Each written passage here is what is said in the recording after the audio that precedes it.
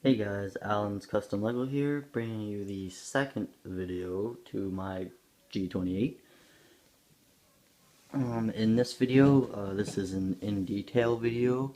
I will be going over mechanisms and designs and stuff like that, because I know some of you guys are going to want to see that. This is going to be a very long video, so if you don't want to sit through all that, I'll be putting a link right about here, somewhere in the middle, right about now, hopefully. To my other video, which was only a few minutes long, just music in the background going over some of the basic details and functions and stuff. But for those of you who want to see a little bit more, that's what this video is for. First thing, I'd like to give a shout out to Christopher Hotman. The bolt catch and the mechanism on the magazine goes credit to him, and he inspired me to make the blowback for this gun. So I'm going to get started, and I'm going to start from back to front.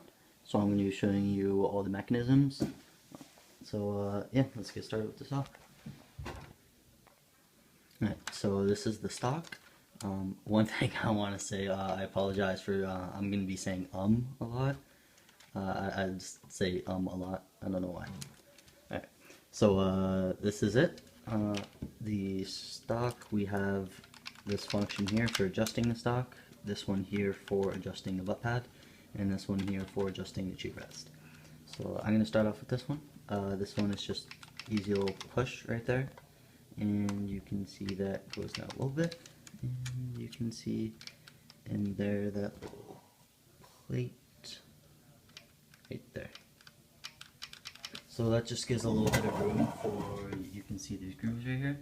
So the 2x2 will stick in there, there. So there's 4 positions.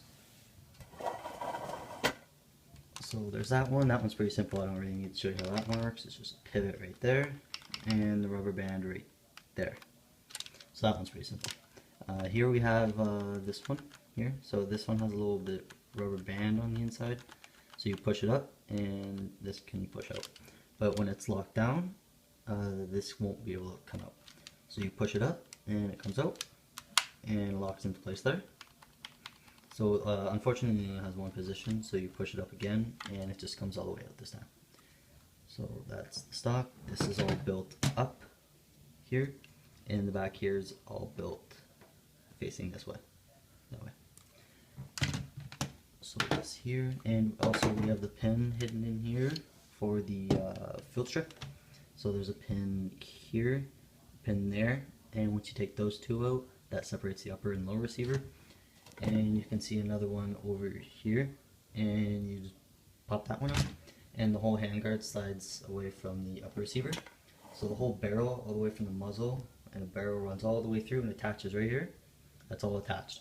So once you slide the handguard off, the barrel is all exposed. So that's just hidden in there, and there's a little hole right there. So that extra little space fits through. So we push that up and just slide that in. Oh, you see how that works? It's just a little bit like that. It's not even a full plate. Here, let me focus. There we go. So it's not even a full plate.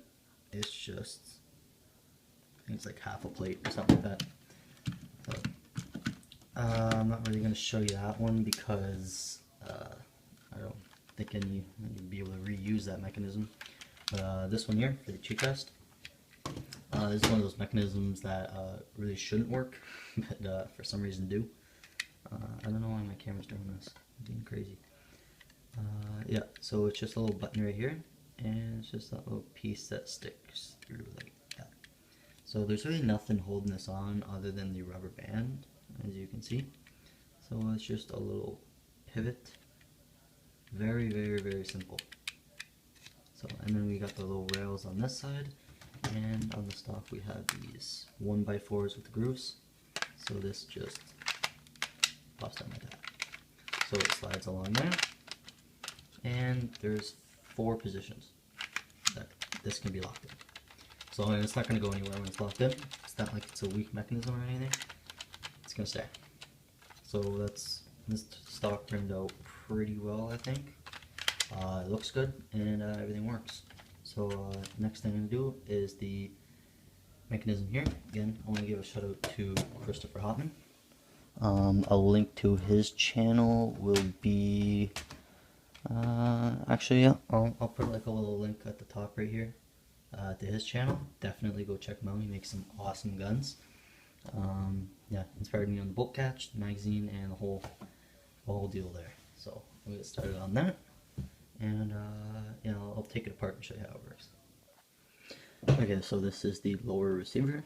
You have the grip, the part the stock slides on, the trigger, safety I think I already said, mag release right there, and when you pull the trigger, that thing, oop, what's going on, oh, safety, that moves back.